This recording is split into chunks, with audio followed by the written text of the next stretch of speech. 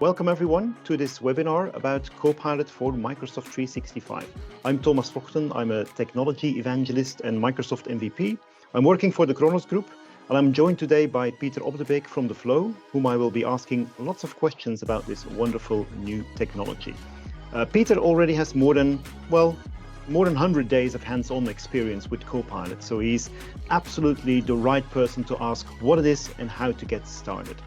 Getting started with Copilot for Microsoft 365 also got easier recently, now that Microsoft has also made Copilot available to smaller organizations, not just the bigger enterprises. And they also dropped the minimum purchase requirements. So if you want to buy just one license of Copilot, that is now possible, which opens the door to many more organizations. So before we get started, there is a Q&A function in this webinar. So if you got any questions, you can ask them there. And when the webinar is done, we will try to go over all the questions and answer them there. So welcome, Pieter. Could you please tell us a bit more about yourself and your personal journey with Copilot for Microsoft 365? Sure, of course. Thank you, Thomas. Well, some of you might know me already, but for those who don't, I work as a trusted advisor in the Microsoft 365 area for The Flow. So it's a Kronos company. And I was one of the lucky ones, let's say, to be one of the Copilot ambassadors within the group. And we really gained a lot of knowledge. We learned a lot of things because of those over 100 days of experience, because we were using Copilot since it was August last year somewhere. And lately, we've been inspiring and inspiring many organizations about Gen AI, Copilot possibilities, the possible gains for them, and most definitely how to get started. All right. So could you tell us a little bit more about what Copilot for Microsoft 365 is exactly, and what does it bring to the table for us as an organization? Okay, good question. The first thing I start with when I have the discussion with organizations is, wouldn't you like to have a coworker that could help you with tasks like, for example, taking meeting notes, summarizing documents, writing well-structured emails just based on one or two sentences or input from yourself? A very interesting one, if you want to brainstorm about something, now you probably have to find for this one overbooked colleague. So that's an interesting one. Discussing an approach you invented with a fictive persona, or trying to catch up after a long day, right? So Copilot is actually an AI assistant for work, which works for you. So in regard to Microsoft Teams, I think that Copilot is an excellent name, right? It says what it does. You are the pilot, and you must give instructions to Copilot. So the more accurate your questions or instructions, the more qualitative the answers or the outcome from Copilot will be. Right. Could you give us some more practical examples of what Copilot can do for me, my daily job? That's also the first time I got that question. No, so I also recently started on LinkedIn a hashtag called 30-Day Copilot Challenge, because there are so many things I would like to show to the world what's possible. So feel free to contact me afterwards and follow up there. But just some of the highlights in regard to meetings, let's start there. Copilot does a really good job at taking meeting notes, and both during and after the meeting, you can interact with what's being said. So you could ask, give me a summary so far by topic. Copilot will define itself what the topics are of the meeting. You can ask for action items, and especially which action items are assigned to me. If there's a key stakeholder in the meeting, you can also ask what was the main concern of person A or B. And also an interesting one is you can ask what was mentioned at the beginning of the meeting, so basically the agenda, but was not discussed properly or not decided upon. So again, here you no longer need to bother your colleagues when you have to miss or partially skip a meeting. When we talk about documents, Copilot's really good at generating blueprints for documents, so Word, PowerPoint, for example. It's also doing a really good job in regards to creating an introduction based on the context of that document. For example, also generating management summaries for a proposal. I've also recently been testing quite a lot with corporate teams or corporate templates in PowerPoint. It's also doing a good job there. And I had a session recently I had to give, and the entire storyline was really good inside my head. So what I did is just I put up my headset, I walked around the kitchen aisle, I dictated everything to Word, and then I asked Copilot to use that Word document to structure it more, to get the storyline straight and give me a draft outline for my PowerPoint presentation. So it's doing a really good job lately. You can also generate structured meeting reports, and for Excel, well, it's doing already some useful things, especially for people who are not used to use Excel very often. So you can ask in natural language to add formulas, to think about best insights for this or that. And also you can ask for conditional formatting without having to click everywhere. Also good to know is that Excel, the formulas, also Copilot will explain you why Copilot chose this formula and how it works. So that's a win-win. Now you get also the what Microsoft calls the cross-app experience. So it's basically the chat function of Copilot, which is also there in Teams as an app. It's really good at finding or retrieving scattered information, right? So we're all using Microsoft 365. Your information is spread all over, and let's be honest, it's spread all over. So it's doing a really good job of gathering all the information. So you could ask, what are my action items related to a certain topic, Copilot, based on my latest chats and emails from the last 2 weeks. And then you could even interact upon it. So ask to group it by a logical topic, generate it as a table to get it more, structured data, let's say, and sort it descending by date. A really important topic today. I know we're doing this webinar in English because it's easier to spread, especially within Belgium, but also across borders. Feel free to do so. But Microsoft is planning for the upcoming months to release a whole new set of supported languages, and Dutch will be one of them. So this is going to be a game changer in Belgium, in the Netherlands, of course, Belgium, let's say the northern part of Belgium in particular. All right, so I can see that the list of capabilities of Copilot is quite long, and I understand Microsoft keeps adding features all the time, but how do I make sure that I get value out of Copilot in my day-to-day work? Yeah, that's a good one. Out of our own experience, we've learned that it's crucial not to try to overwhelm people or people you want to give a Copilot license in the end with the, I would say 100, but it's probably hundreds of fancy Copilot scenarios. So if you try to blow them away, you're going to push them away. So what's really key here is to start focusing on what people are doing already today. What do they work on today? And start gaining Copilot value right there.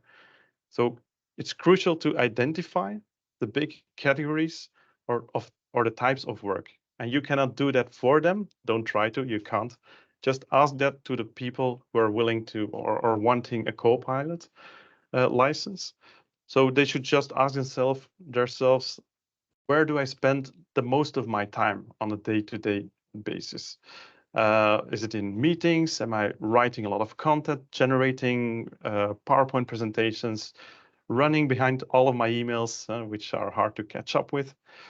And try to identify those big blocks which you work on a regular basis, on a day-to-day basis. And this is where you should start.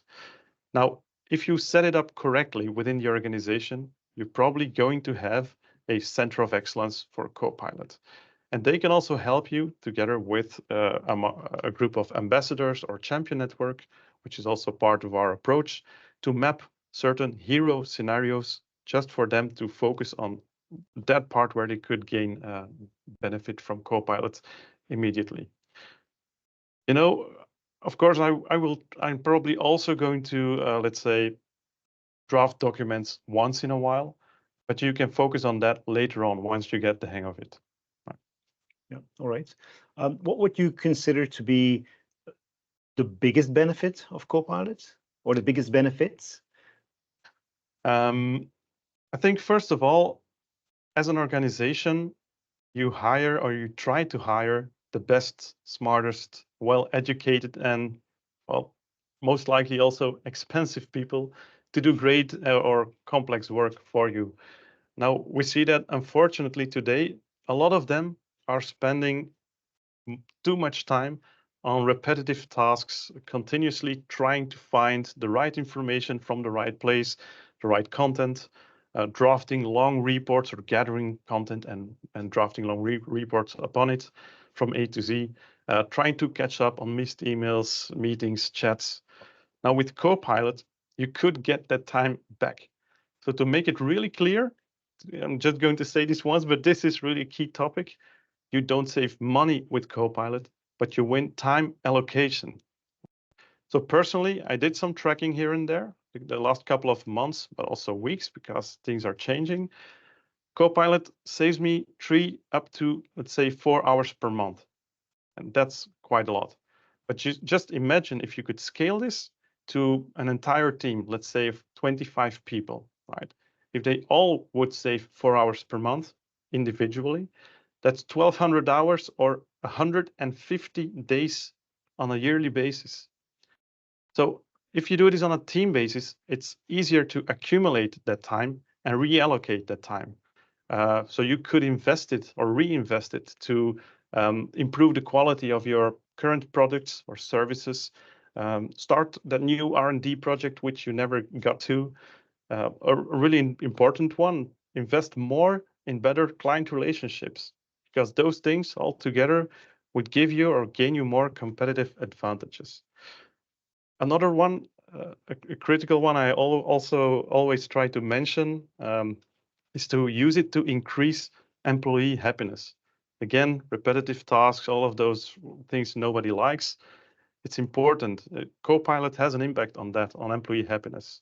And there's a quote from a Microsoft study that says that 96% of people that were using Copilot would be really disappointed if they would no longer have access to Copilot.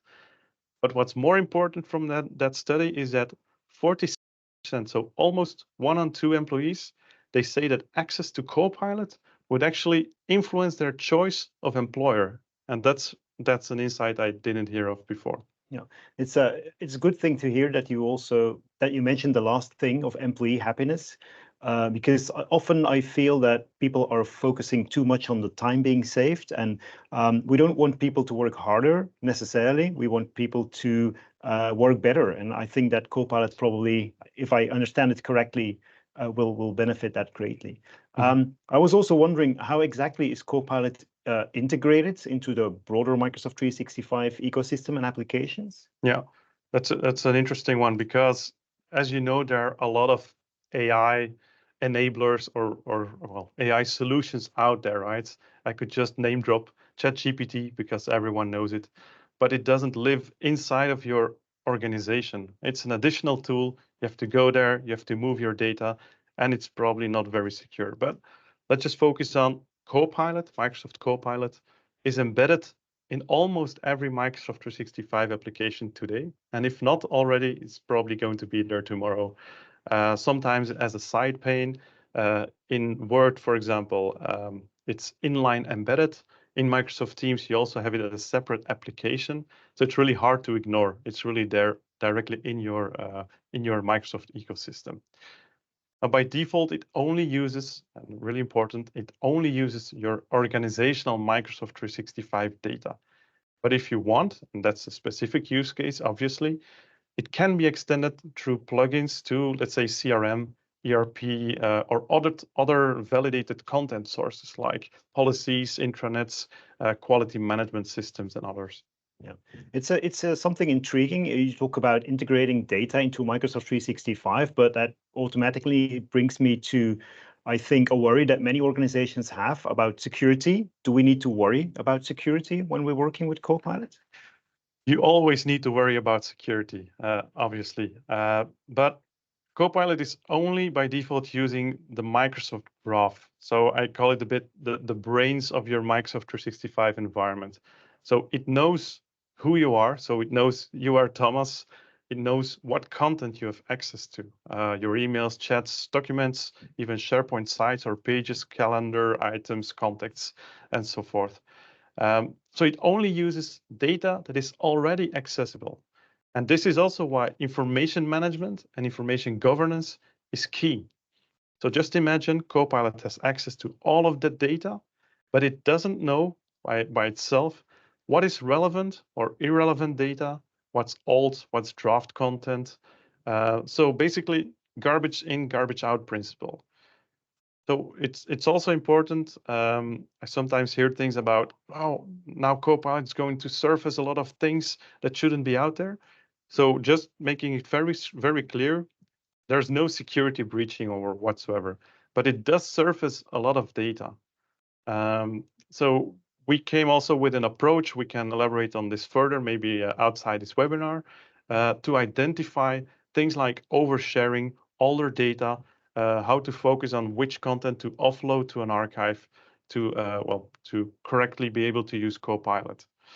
Another example, you could also use, let's just say a fictive scenario. There's a confidential policy. It's a document. It's stored in a very secure location. Let's assume I'm a manager, so I have access to that content, to that policy. I could ask Copilot to use that particular confidential policy as inspiration to draft a new policy upon, send it over to HR, and they might also add it onto the intranet.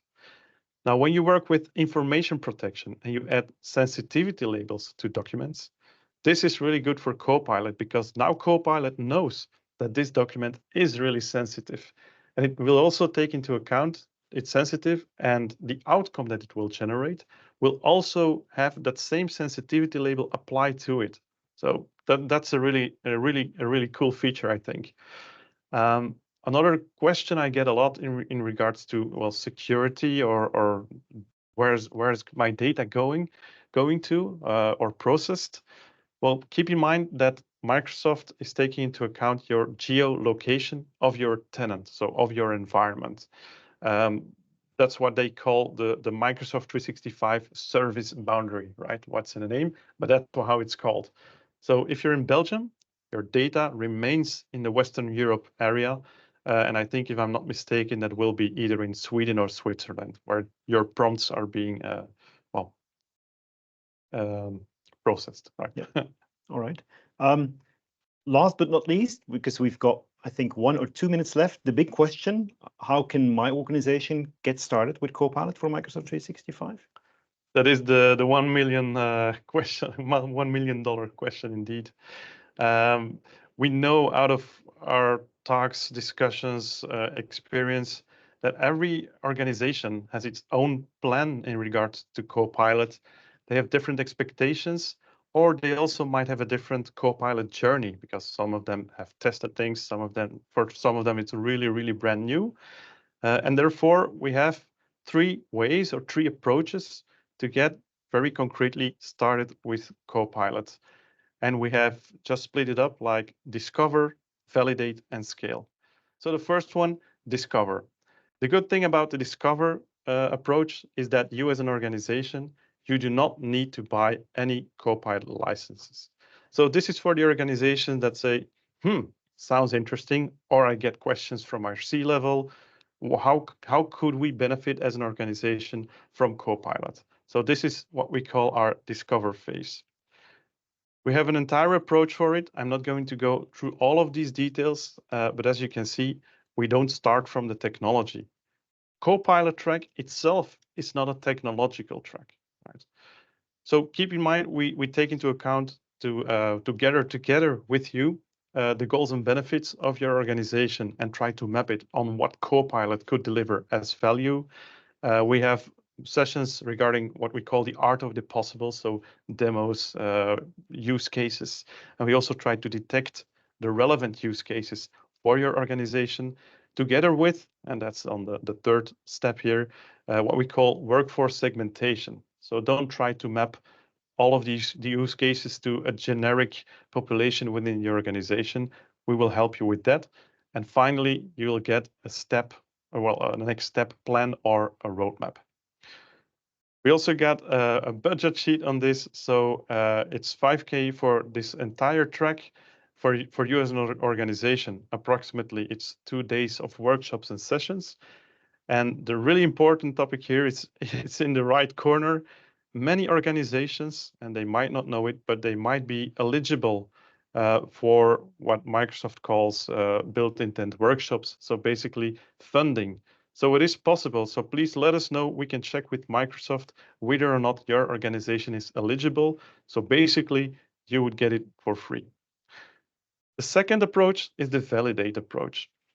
In a nutshell, if I would have to change this to one other word, I would call it pilot.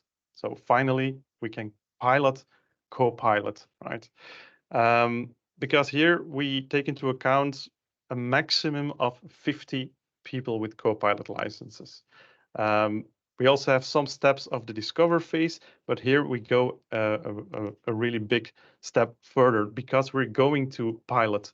We're going to have to capture the feedback. We're going to have to measure and steer upon it, right?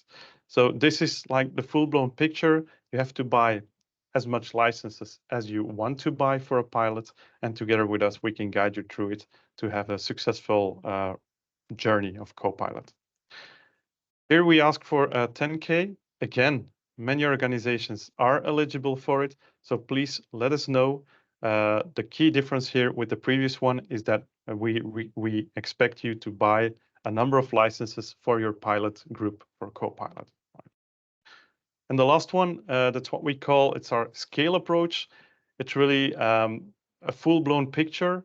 In this case, there's no real pricing attached to it because it all depends. It's a bit of a tailor-made approach for you as an organization, where we also invest in data scans, really in-depth workforce segmentation. We do checks on data quality, but not only present you with all kinds of reports. You can just buy tools for that, but also act upon it in terms of best practices and governance.